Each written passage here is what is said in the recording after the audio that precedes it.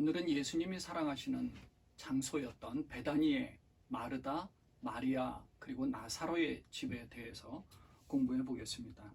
예수님이 사랑하시는 장소였다는 이 집에는 마르다와 마리아와 그리고 죽었다가 다시 살아난 오라비 나사로가 살고 있었습니다. 이들은 예루살렘에서 불과 한 1마일 남짓 떨어진 그런 베단이라는 동네에 살고 있었습니다. 갈릴리에서 예루살렘으로 올라가기 위해서는 베다니를 거쳐 지나가는 동네이기 때문에 그래서인지 예수님이 자주 방문했던 것으로 알고 있습니다. 그리고 이제 이들을 사랑했던 그런 집이었던 거죠. 이 삼남매는 동네의 많은 사람들로부터 인정을 받았는데 나사로가 죽었을 때는 인근에 있던 예루살렘에서부터 많은 유대인들이 찾아와서 그의 죽음을 슬퍼하며 문상하러 그 집에 와 있었을 정도였습니다. 우리는 이 집에 관해서 세 가지의 아주 기억에 남을 만한 그런 장면들을 복음서를 통해서 알 수가 있습니다. 누가복음에는 예수님이 방문하였을 때 마르다는 음식 준비를 하고 있고 마리아는 예수님의 말씀을 듣고 있었던 그 장면이 있었고요. 그리고 요한복음에서는 죽은 지 나흘이나 되어 냄새가 나는 나사로를 다시 살리신 장면과 그리고 예수님이 십자가를 지시기 전에 마리아가 비싼 향유, 값진 향유 한 나들을 예수님의 발에 부은 그런 장면이 나옵니다. 모두 우리가 너무나 잘 알고 있는 내용들이고 영적 교훈을 주는 그런 내용들입니다. 먼저 누가복음에 나오는 기록을 보겠습니다. 누가복음 10장 38절 말씀은 이렇게 기록하고 있습니다. 그들이 길 갈 때에 예수께서 한 마을에 들어가심에 마르다라 이름하는 한 여자가 자기 집으로 영접하더라. 이때 예수님과 제자들은 이제 지나가는 그 길 가운데 있을 때에 마르다가 이들을 접대하기 위해서 자기 집으로 영접을 한 겁니다. 그러니까 마르다가 이제 혼자서 음식 준비를 부지런히 굉장히 이제 분주했을 겁니다. 예수님과 12제자가 있었으니까요. 그런데 동생 마리아를 가만히 보니까 예수님 곁에서 발 곁에서 말씀을 듣고 있었던 겁니다. 그러니까 마르다의 입장에서는 정말 귀한 분이 오셨으니 최선을 다해 섬기고 싶었을 것이고 그 섬김에는 최고의 음식 대접을 하는 것이라고 생각했을 것입니다. 그래서 마르다는 마리아가 이제 예수님 곁에서 말씀을 듣고 있는 것을 보고 마리아에게 와서 얘기한 것이 아니라 예수님에게 와서 이렇게 말합니다. 주여, 내 동생이 나 혼자 일하게 두는 것을 생각하지 아니하시나이까 그를 명하사 나를 도와주라 하소서. 그런데 이때 예수님은 마르다야 마르다야 내가 많은 일로 염려하고 근심하나 몇 가지만 하든지 혹은 한 가지만이라도 촉하니라. 마리아는 이 좋은 편을 택하였으니 빼앗기지 아니하리라 하시니라 라고 말씀하신 겁니다. 예수님은 마르다를 책망하신 것도 아니고 그렇다고 마리아에게 가서 도우라고 말씀하신 것도 아닙니다. 아주 두 번씩이나 마르다야 마르다야 하면서 부르시면서 아주 따뜻하고 친근한 느낌으로 마르다를 부르셔서 마리아는 좋은 것을 택하였다라고 말씀하신 거죠. 예수님은 몇 가지만 하든지 혹 한 가지만이라도 촉하니라. 마리아는 이 좋은 편을 택한 것이다 라고 말씀을 하신 겁니다. 몇 가지 주의 일을 할 수 있지만 다 할 수 없다면 그중 좋은 편을 택해야 하는 것이죠. 마리아는 자기의 좋은 일, 곧 말씀을 듣는 일을 택한 것이라고 하신 겁니다. 요즘 말로 해석하면 이런 거죠. 마르다 집사님, 그냥 간단하게 음식을 준비하면 되는데 왜 몇 가지나 되는 많은 음식을 준비하려고 하세요? 그냥 간단한 음식 하든지 아니면 그냥 커피와 한 잔 하면서 커피만 준비하셔서 함께 말씀을 나누죠. 아마 저도 그렇게 여러분에게 많이 말씀드리지 않습니까? 그런 거죠. 그런 장면이 한번 있었고요. 두 번째로는 요한복음 11장에 보면 나사로의 죽음으로 예수님이 그 집을 방문한 장면이 나옵니다. 나사로가 병들었습니다. 특별히 어떤 병인지는 모르지만 마르다와 마리아 자매는 오라비 나사로가 병이 들어서 예수님에게 사람을 보냈습니다. 요한복음 11장 5절에 보면 예수께서 본래 마르다와 그 동생과 나사로를 사랑하시더니 라고 기록하고 있어요. 그런데 예수님이 이 나사로와 그 마르다와 마리아를 너무나 사랑한다라는 표현을 했는데 이 나사로가 병든 것을 들으시고 이 이틀을 더 거하신 겁니다. 그러니까 이 병은 죽을 병이 아니라 하나님의 영광을 위하며 하나님의 아들이 이로 말미암아 영광을 받게 될 것이라고 말씀을 하시고 빨리 가셔야 되는데 그러지 않으셨던 거예요. 근데 정말 그 말씀대로 요한복음 12장 11절 말씀에 보면 나사로 때문에 많은 유대인이 가서 예수님을 믿었다라고 기록하고 있어요. 예수님은 그렇게 사랑하는 사람이 병들었다라고 그 소식을 들었으면 빨리 가셔야 되는데 그 지역에 이틀을 더 유하셨습니다. 그리고 나서 가셔서 보니까 죽은 지 이미 나흘이나 지나 있었던 겁니다. 사실 예수님은 왕의 신하의 아들의 병을 고칠 때에 먼 거리에 있는 그 지역을 가시지 않고 그냥 말씀만으로도 고쳐주시기도 했습니다. 그러니까 시공을 초월해서 하나님의 초자연적인 능력을 보여주셨던 것이죠.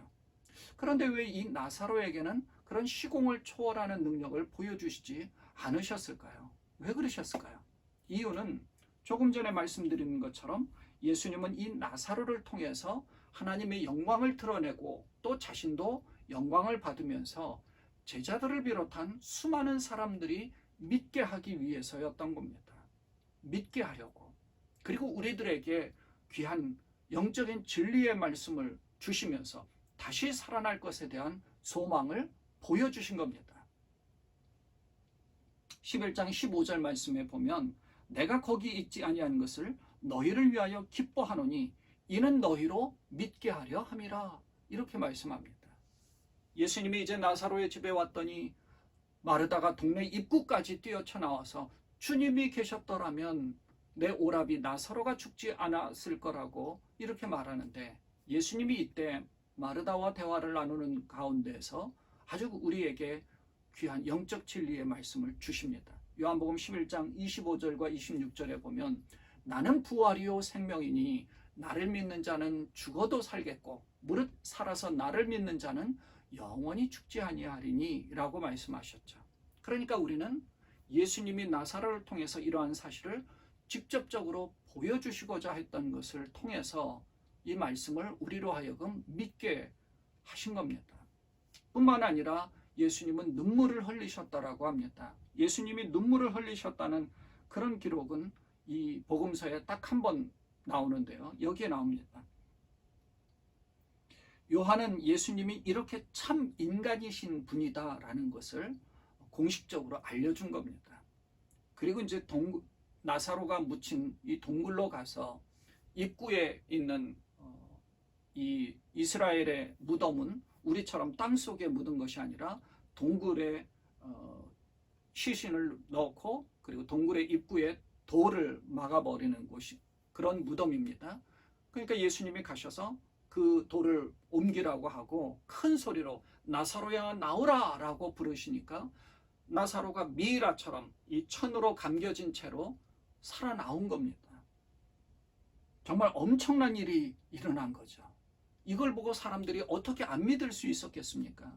하나님과 또 예수님에게 큰 영광이 된 것이고 그 영광을 드러내신 겁니다. 그리고 세 번째 장면은 요한복음 12장에서 예수님이 그 나사로의 집에 머물러 예수님을 위하여서 잔치를 베푸는 마르다의 이 모습을 또 볼 수 있습니다. 역시 마르다는 일을 하고 있었습니다. 그런데 이 마르다는요, 첫 번째 말씀 속에서는 혼자 분주해서 마리아가 도와주기를 바라지 않았습니까? 근데 이때는 그런 말을 하지 않고 기꺼이 즐거운 마음으로 일을 하고 있습니다.